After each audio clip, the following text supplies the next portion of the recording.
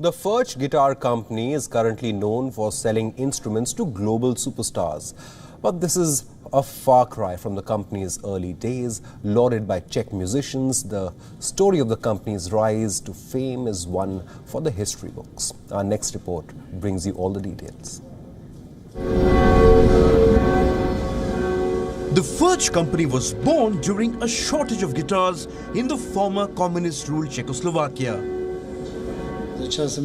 I started to make guitars amid a dire shortage. There were no guitars on the market at that time. Company founder Frantisek Furch sold his first guitar in 1981, when then Czechoslovakia had 8 more years to live under Moscow's rule.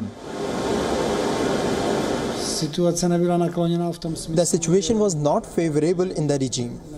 We had not allowed private entrepreneurship, so it was risky. It was risky in that I could have ended up in prison.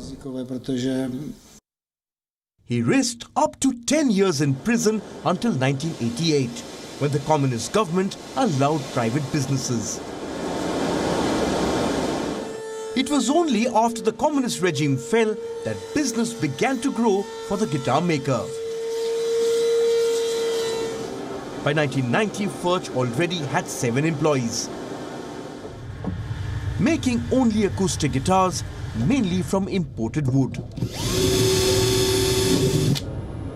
He also made his first foreign sale, a mandolin that year.